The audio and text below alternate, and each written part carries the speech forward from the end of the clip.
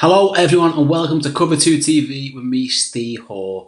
Joined this week, I'm joined by Charlie Thomas, and we're going to talk all about the Alabama players who were drafted in the 2017 NFL draft because Charlie knows a thing or two about them.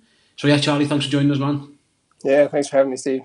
So, quick, brief introduction. Charlie is an Alabama fan. He spent some time over there, living in America, and basically, if there's anything to know about Alabama football, Charlie knows it. Charlie. So just a brief one for the viewers. Then, how did you become a Bama fan? And just basically go through your life story there briefly. Yeah, well, moved to America when I was 12, and when you get to Alabama, you're kind of presented with a choice. It's either Auburn or Alabama or nothing. And at first, I was kind of gravitating towards Auburn at first. My friends on my football team were all Auburn, and then I went to Alabama for my freshman year, and that was kind of the end of it right there. There's no going back. Since been fucking roll tide since then, Yeah, dude, no turning back. all the way. So if we talk about these players, then Charlie, 7 of the top 55 picks, which is just it's unbelievable, really, if you think about it. But Yeah, that's just. I mean, some schools got one drafted in the whole 250 odd, and Alabama had yeah. 7. They had 10 overall, and 7 in the first 55.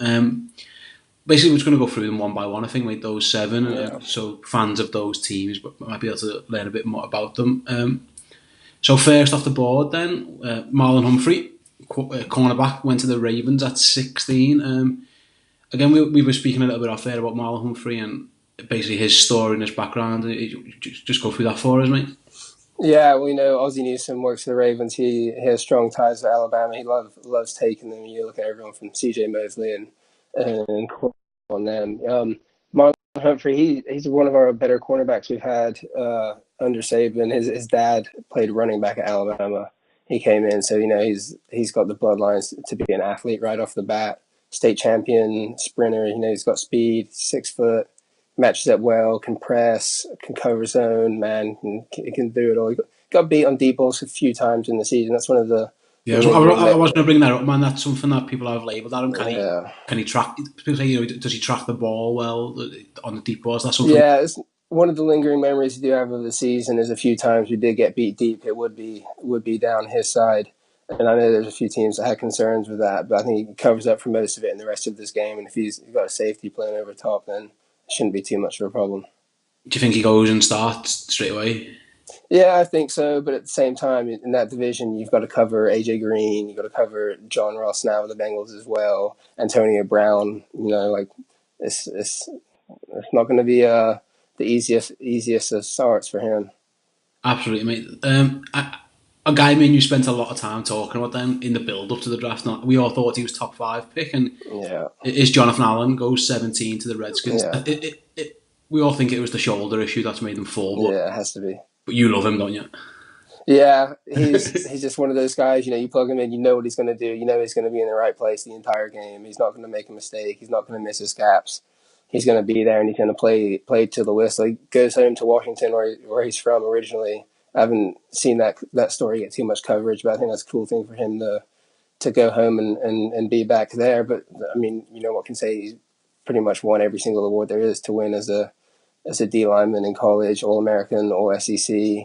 He played with a ton of talent and has always played. Go back 2 years, he was getting reps when you have Ashawn Robinson on the Lions, Jaron Reed on the Seahawks, and he's still getting playing time. And he really took over last year. He could have gone pro the year before, but came back. And if you didn't have the shoulders injury, just like you're saying, it could have been two or three pick and missed a lot more money. He is a D tackle, isn't he? Really, but there's some talk that people think he might. He did shoot out to end a couple of times, didn't he? And do Yeah, a rushing yeah. for. He played all over the line. He can go outside. He can come inside. He played outside a lot on early downs, and then he'd come inside and would throw extra pass rushes on the outside in passing situation. So he can do it all. He can take up double teams. He can get in behind there. He can do pretty much all of it. He's Yeah, he's one of our best players we've ever had. yeah, I think he's amazing. Again, even if you get 5 years and the shoulder does go, I Yeah, think you're going to get a pretty let good him fight. play. If you're looking at it from the team standpoint, let him play his rookie deal. You get those years of production, then see what you get from there. But if all else fails, you've got 5 years of potentially all pro play on good money. Yeah, so those two went 16 and 17, and then 2 picks later at 19. Tampa Bay must have been laughing their heads off when Yeah. OJ Uh-huh. Howard falls to 19, which it baffles me actually. Yeah. The best tight end prospect I've seen maybe since Gronk. Would you? Yeah. He's And amazing. it's a shame our offense didn't really suit him because, you look at the 2015 championship game against Clemson, like 250 yards and offensive MVP of the game, took over, and you're thinking, wait, let's see what he can do senior year. What can he do? And the offense was never really suited to hitting a tight end downfield, except, a couple of fake wheel routes that we had. We hit Clemson again with in last year's championship game when they beat us, and he can do it all. And like I said, it's a shame we could have just thrown him out wide and thrown him deep, and I'm sure he would have been successful with that. He can do it all. A few people have questioned how much he loved football, but I mean, I think that's like dumb. You don't get in the position you're in now if you don't enjoy what you're doing. And he's got speed, he's got size, he's got massive hands, really reliable hands, catches it well, and don't know how he fell to where he did. They've got a steal. You look at their height they've got on their outside. They've got some big, tall guys, receivers that They've got a can go up and basketball get team. it. They want. Yeah, Winston's not afraid to throw it up too. They're gonna have some highlights to watch. And you noticed him more at Alabama. You mentioned he wasn't involved in the passing game that much, but he was involved in the run game. He is someone who can get in line and block as well. So Yeah, he is very much a matchup nightmare. You don't know if yeah. he'll run.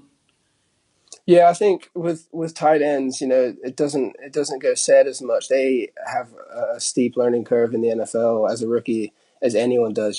Getting in, especially getting up to weight and strength to deal with bigger defenders in terms of the blocking schemes. They say it's a 3-year curve where a lot of tight ends don't see it till the end of the second, third year. You see him have some success, but he's got size, he's got strength, and I think he's got some room to grow more. So especially down there in Tampa Bay. I think Winston's not scared of throwing it up. I think you'll see some highlights early, and maybe he might struggle a bit blocking, but at the same time, if he's running downfield and you've got double coverage there on the outside of Mike Evans, then he's going to get some chances to make some plays. Yeah, I mean, pick your poison really. You're going to Yeah, seriously. yeah, you're going to double Mike Evans, and you're leaving OJ Howard one on one, Yeah, probably with a safety or a linebacker, and yeah, all the best. yeah, exactly. uh, 31 then, another one. Charlie, someone we loved all season. Yeah, We absolutely loved Reuben Foster, and yeah. he falls again. It's a bit injury related and a bit off fieldy Hmm. kind of stuff. Obviously, the 49ers, he was third on their board anyway, and they managed to trade back up and get him at 31. Is the off field stuff genuine? Obviously, bits about it and stuff like that. Is it something that it is the. Well, you can read all these stories, and all these things come out, and you go back. He didn't get suspended once when he was at Alabama, not on record at least. Didn't miss any kind of playing time seriously, but for injuries. Early in his career, he had a few stingers from tackling with his head down, and that look, that's probably one of the positives he has. He's not scared of anything. He'll fly in, he'll throw his body around. He's like a missile coming out. I remember the USC first game of the season, one of the first plays, he absolutely smacked their running back. He fell back like 4 yards after a full head of steam, and you're like, God, I can't wait to watch this Yeah. this all year. And so I'm not sure that the discipline's too big of a problem. I think all the teammates love him. He's one of the captains, so I think especially at a program like Alabama, if you get voted by your peers as a captain, you're someone they can trust, is someone that you can rely on. So Yeah. I think it comes down to more of his holding up medically than anything Yeah, else. there I think is. it's the shoulders. Is it a shoulder again with? Yeah, they said I read an interview on one of the good Alabama websites, AL.com, and they said they recommend James Andrews as the team doctor. He's world famous. He works on everyone in the NFL. I'm sure you've read Yeah, about him. And for whatever reason, he went to someone else that they hadn't recommended, and apparently from that, he may have to get another surgery to fix it up. Alternate to him surgery that he was supposed to have could have fixed it right up, but. The Seahawks, or not Seahawks, the Niners said, worst case scenario, he doesn't play till the end of the year or misses his first year. And I think if you, like we said with Jonathan Allen, similar, you get 4 or 5 years of him out of that. all pro material, one of the best linebackers to come out of Alabama. He reminds me of Luke Kuechly a bit, Yeah, but a bit nastier. So yeah, he plays angry. I was going to say he had the incident at the combine where he basically gets pissed off at being waiting in line. Again, I remember texting you the next day saying, I don't mind that in a linebacker. Yeah. I won't mind that. If you want one position to be a bit of a, you want it to be a linebacker just to go in and smash heads. If you see a receiver doing that, you're like, all right, dude, come on, like, chill out. If you see a linebacker doing it, you're like, yeah, well, let's go. That's fine. Yeah, go and beat some skulls. Yeah, exactly. It's going to be some. I mean, I can't wait to watch him against Seattle, for example. I think it's. I wish Patrick Willis was still playing. Watching them two together would be some fun. I mean, the 49ers are building a pretty decent front seven, right? And, nasty, and I love him. I think he's amazing. And the story where he says he hung up on the Saints when they were on the. That was fun. that must have been the most awkward situation you could ever be in. So for those who don't know, guys watching at home, the Saints were on the phone to him saying, we're going to pick you, talking to his girlfriend at the time. The 49ers jumped in front of the Saints and took him, and he basically just hung up on the Saints and said that, he says he really wants to be a 49, and I tend to believe him. I think he's amazing. I think he's going to be so good once he's on the field. I'm not a big Cam Robinson fan. We'll move to him next. 34, Jags trade up. Obviously taking Leonard Fournette. They need someone to block for him. I don't want to lead you on in terms of down this road, but I felt he was on the floor too much. I thought it was bad. Yeah. He ends up, for the lineman, he was often on his knee or on his arse. He frustrated you a bit, didn't he, at times as well? Penalties, yeah. Is that the main knock, just to grab it? Yeah, I think overall he went into the season as the best left tackle in college. He's talking about top 5 pick, and I think that came back to affect him a bit. He had shoulder surgery before the season, which I think messed up his spring. I think that led to inconsistencies, and I think that led to him probably affecting him more than anyone on trying to make up for that in other ways. He was, at the end of the day, is one of the best left tackles Alabama's had. He's still top first or second round pick. Still successful in terms of the grand scheme of things, but at the same time, few penalties, full starts and stuff. You're just like unnecessary, especially as a junior. You shouldn't be making those kind of mistakes. And he gets a bit heavy footed, and he doesn't play as strong as he could do. You look at him and you think, wow, you can run through everyone, and then he'll turn around and play, and he'll push someone 20 yards downfield. I was going to say, Charlie, is the Alabama coaching known for coaching offensive linemen well, or is that an area where sometimes they don't really produce guys who you just think are always studs? Do they? I mean, that could be one. Maybe that. In the college game, we've had a ton of really good linemen. You look at Ryan Kelly; he's with the Colts now. Ryan Kelly's amazing. He's been good. Yeah, Barrett, he was great for us. I'm not sure how he's doing in the NFL, but he was a stud for us over 3 or 4 years. James Carter, DJ Fluker, he was one of the best tackles in college. But look at him at the Chargers before he left. I think they were playing him at guard a little bit. And so I can see that, in a sense. We always seem to do well in the college level. We always have one of the best lines. But a few of them, I think, have struggled in the NFL. Andre Smith wasn't there when Saban was recruiting, but he was there when Saban got in and he played under him. He's been one of the best tackles for us that's come out in a long time. But I guess that's fair, but I do think the Jags combining him with Leonard Fournette and taking some pressure off Borders, because we know all about him, don't we? Yeah, we're not. Me and Charlie text every Sunday, and we make a lot of money on whoever plays the Jags at pick 6. Yeah, I mean, pick 6 to the house. Pick 6 to the house. We have made it. Me and Charlie are making that money. Yeah, it's a fun Sunday on Red Zone, that's for sure. We just wait for it to pop up. Honestly, but I do think with them, if they're going to run the ball with Fournette, I think the biggest help you can do for Cam Robinson is saying, hey, just go hit people. Well, I was about to say he's very much a run blocker first, and we'll see how that goes over in Jacksonville. The Redskins again go back to back Alabama, which is never bad. If you're looking for defenders, they took Ryan Anderson. You like Ryan Anderson? You were telling me a lot about him. Yeah, what you mean? He is very much just to get your head down and go and beat up quarterbacks. Yeah, to be fair, he tested compared to other top prospects. He did test a bit poorly on things like the cone drills and agility and side to side stuff. And going into the season, there's a few guys we have. Rashaan Evans, we'll probably talk about him a bit later, who came back. we've moved him from outside to inside, and at the beginning of the season, I was thinking, oh, wait, we should play him on the outside ahead of Ryan Anderson because he's flashy, he's faster, he can one of our best pass rushers we had. But then as the season went on, it's like, wait, Ryan Anderson's a player here. He's not someone that jumps out like Tim Williams, who we'll get to, flies off the edge. You're just like counting on one hand when he's going to get to the QB. But Ryan Anderson was always there, always stuffing the run, does it all, doesn't stop, instinctive, smart. He's a leader, and like he says, he's a dog. The ball snapped, and he's fighting. Like, I think he had a cool quote that came out and said, what do you think about your testing and stuff? And he said something about, the 3-cone drill doesn't have anything to do with kicking the guy's ass in front of you. And that sums him up to a T, dude. He's there.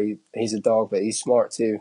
He's intelligent, knows where to be and when to be there, does everything. Yeah, absolutely, man. Speaking of smart, then off camera, you were telling me about Dalvin Tomlinson. Yeah. He's gone to the Giants. He went at 55 to the Giants defensive tackle. I think it's a great spot for him, yeah.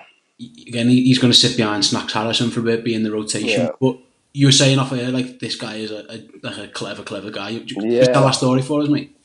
Yeah, you don't expect that stereotype of lineman. You hear stories of linemen just all big, eat food, smash people. Yeah. But no, he's an impressive guy. In high school, he played soccer, football for those in America and England, if you discriminate. 3-time state champion high school wrestler. He gets to Alabama, he's beating Ashawn Robinson, Jerron Reed, all these guys, beating him to the floor in wrestling. No one ever beats him. And played the saxophone and the trumpet in high school, as well as getting offered to Harvard on scholarship. Turned it down, probably made the right decision now if he's smart enough to go back and do other stuff after. Got 2 degrees at Alabama, a degree in finance and a second degree in financial planning, while dealing with his mom passing away too. It's a pretty impressive young man, especially for one of the best defensive tackles in football. So worst case, he knows what he's going to do with his money. Like he's got that absolutely sussed to a T. To say the least, yeah. He's a very clever, and he's going to be. I think of him more as a big run stopper who takes up double teams all the time. Say that again. Takes up double teams all the time, fills gaps, and takes attention from the offensive line to really help guys on the outside get off one-on-one matchups. I said the Giants' line's good anyway. It's probably just got better. I wasn't going to bring Tim Williams up, but you did mention him earlier before. He fell because, again, that's off-field stuff, isn't it? But again, you're a big fan of Tim Williams, aren't you? In terms of the player, obviously the reasons he fell was off-field stuff, but he's a great pick. Yeah, he is. He's one of the more fun guys we had to watch on defense last year. You look at the dreads hanging down like from the predator on the outside, ball snapped, and he's at the QB in seconds. He's got some speed the outside linebackers or defensive ends shouldn't have when they're that big and they play that tough a position. He didn't start too many games. He came in a lot on pass rushing situations and passing downs, but you look how the NFL is structured. You got your QB making the most money, you got your left tackle making the most money, and then the people that get to the QB on defense are the third right there making the most money. You got a guy you can come bring in across from Terrell Suggs, a few of the other guys they got, and he's going to be there at the QB. There were quite a few times this season that Ryan Anderson and Tim Williams would just meet the QB at the same time. There's nowhere to go. Is the off-field stuff genuine though, Charlie? You can't keep up with this stuff, and there's a few big problems in terms of just doing stupid things that you shouldn't be doing. And I know it comes back to the Ravens with Ozzie Newsome and that connection. They interviewed him 3 different times, I think, at the Combine, at Alabama, and then I think in Baltimore as well. And, they really, one of the main things I've seen them say is having the support around him, guiding him through, like, almost like Des Bryant had in Dallas. He had someone with him nonstop, like, we're going to practice now. You're not staying out this late. You're not going to this place. You're not doing that. I don't think he needs it as much as that, but I think now he's mentioned he's got 2 little girls, I think 2 kids, and you can see a change from him. I think from last summer, I don't think he had any problems during the season, and he was really clean. I think if they can keep his head on their shoulders, and they've got huge value. It's a steal. As a player, it's a steal if he keeps. And that's a strong locker room, isn't it? At where Baltimore, you're not going to go in there and mess about with Terrell Suggs right around there. They're going to quickly put you in your place. Yeah, even Joe Flacco's like 6'7", 6'8", or something like that. It's a big guy. You're not gonna let him Yeah, down. don't be messing around. So yeah, that's pretty much in terms of the guys who have gone this year. Hopefully, people watching at home have learned a bit about players coming into the league. College football, it never stops, and recruiting started, and everything's going as you want. Nick Saban's staying in people's houses, and whatever else needs to be done. Is there Yeah. anyone that we think might come out in 2018 who you recommend that we watch? Keep an eye on throughout this upcoming college season. So I Yeah. imagine there's going to be 10 hmm Alabama players drafted. There always is. Is there anyone we should be looking out for? Yeah, in the grand scheme of things, it's going to be the same situation again. It's going to be reloading half the team. I think on defense, you'll look specifically at Minkah Fitzpatrick. Last year he's playing nickel, he's playing cornerback. When Eddie Jackson goes down, he slides back to safety. You're like, how is this guy a sophomore? This is insane that he's able to do the things that he's able to do. A lot of things saying he's the mirror image of Saban, except as a player. He doesn't accept anything except perfection. I think he's a big one to watch. Look on the offensive side, obviously Bo Scarborough is the big name. He's You a got big guy. guys, I mean, yeah, so Bo big Scarboroug's the running running back. back. But how big is Yeah, he? He's like 6'5". I think 6'2". He's big. He's big as Derrick Henry, but he's got a bit more speed to him, which is the scary thing. That's the I'm, scariest thing. I will say he's a big Derek Henry. And again, I don't want to give too much away for everyone, but if you like making a bit of money, sometimes there's a Yeah, few Bo to score 2 touchdowns in yeah. Alabama Get him in the end games. zone. That put me and Charlie through a couple of nights out. It was at the Yeah, national final, wasn't it, mate? We had him yeah, 3 touchdowns. yeah. That made us a bit of Yeah. we He enjoyed that. did. He did good. He got injured. It's a different game if he doesn't get injured. But you can say that about them the year before, so it's fair enough. And then you look on the defensive line, Deron Payne and Deshaun Hand. Hand was a bigger prospect than guys like Fournette and Jabril Peppers out of high school, and he had to, like you said, he had to sit behind Ashawn Robinson, Jaron Reed, Dalvin Thompson, John Allen. So now it's his last year. I think he's gonna come in and make some big impact. Yeah, and do you think other than who's the receiver? The guy Calvin Ridley, he's one of the Calvin. big Yeah, ones. I think it's probably he'll be the first one to go. I think maybe the D lineman or Minkah Fitzpatrick can make a case for themselves. But if he gets back to his freshman form when he had Coker throwing him the passes, stretching the field, you get comparisons to Amari Cooper. I I was about to think say he he's can probably the best Bama receiver since Amari Cooper, isn't he? definitely, yeah, for sure. He's definitely filled the void in a sense. And if Jalen Hurts can get his passing going a little bit more consistently, then we've got about 6 running backs that could play almost anywhere now. We're going to get loaded boxes. He's going to have a lot of space on the outside. I was say Big Bo is going to make boxes loaded. Yeah, I think he's going to. I've only watched the season of him. I think one season of him, but I think he does remind me a bit of Amari Cooper. It just goes and catches everything, doesn't he? And rapid, quick, good route running, goes up and gets it, does it all. so yeah, hopefully people at home, like I say, hopefully you've learned a few things. And Charlie, I really hope this time we can do this again next summer. We'll catch up with you throughout the season and stuff. But Yeah, absolutely. we need to. Alabama need to win one of these championship games, man. Too many losses. They're too good not to be winning these, man. It's killing you. I know that. Hey, we won it 2 years ago. We lost. We just lost this last one. Let's see if we can make every other year at least a thing. Every other, I mean, you can't complain if you're there. You're Yeah, gonna be, we know for a fact you're going to be in the final four, mate. Or just hopefully, let's hope. there's no hope. We know. We might just name Yeah, it. It's like we know the Patriots are in the AFC title. yeah, We know Alabama are in the final four. yeah, And I don't know what you, mate.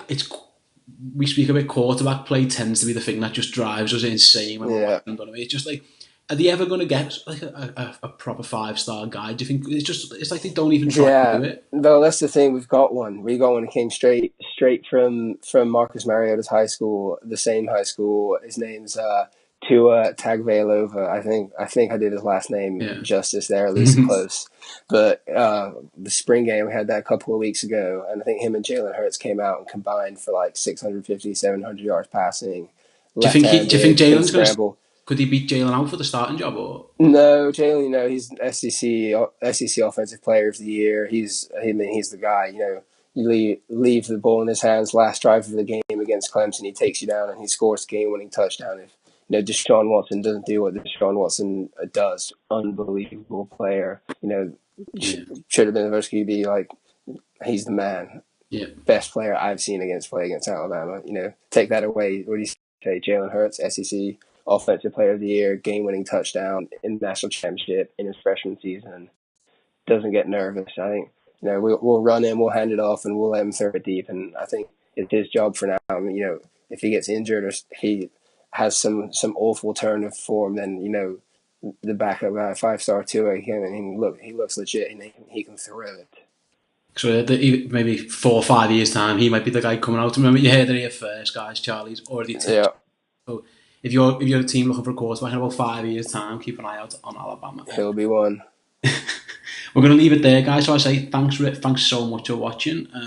Really appreciate it. If you liked the video, please give it a thumbs up. You can put in the comments below what you think of what we said. You can even comment how gorgeous Charlie looks. He's a very handsome man. He puts me to shame. Nice little wink with the ladies. Yeah, you're too kind. So yeah, please, I say, give the video the thumbs up. Please subscribe to the channel, and we'll be back next week with even more wonderful content here on Cover 2 TV. Goodbye.